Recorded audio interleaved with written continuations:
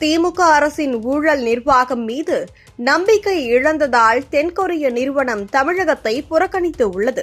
தமிழகத்திற்கு வரவேண்டிய கொரியாவின் ஹவாஷிங் நிறுவனத்தின் ரூபாய் 1720 கோடி மதிப்பிலான மாபெரும் தொழில் திட்டம் கை நழுவி போய் ஆந்திராவுக்கு சென்றது.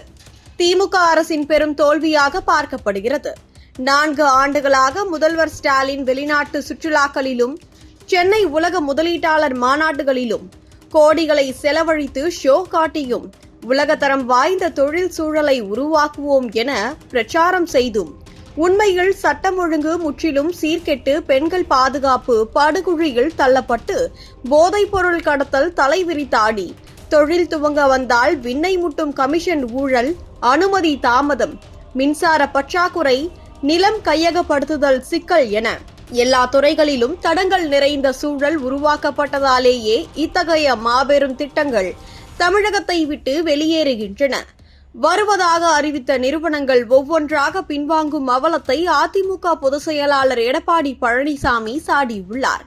வெறும் விளம்பரமாடல் நிகழ்ச்சிகள், வர்ணஜால பிரச்சாரங்கள், வெள்ளை பேப்பர் காட்டும் அமைச்சர்கள் உண்மையில் தொழிலை ஊக்குவிப்பதற்கு பதிலாக ஊழலை மட்டுமே ஊக்குவிக்கும் ஆட்சியில் எப்படி உலகத்தரம் வாய்ந்த நிறுவனங்கள் வந்து முதலீடு செய்யும் என கேள்வி எழுப்பியுள்ள அவர், இந்த திமுக ஆட்சியின் ஊழல், அலட்சியம், திறமையின்மை, கொள்கையின்மை ஆகியவையே தமிழகத்தின் பொருளாதார வளர்ச்சியை முற்றிலும் அழித்து இளைஞர்களின் எதிர்காலத்தை பறித்து மாநிலத்தை பின்னடைவு பாதையில் தள்ளி அண்டை மாநிலங்களுக்கு முதலீட்டை தாரை வார்த்து வருவதாக கடுமையாக விமர்சித்து, இதுபோன்ற தோல்விகள் தொடர்ந்தால் தமிழகம் விரைவில் தொழில் முதலீட்டு வரைபடத்தில் இருந்தே அழிந்துவிடும் என எச்சரித்து உள்ளனர்.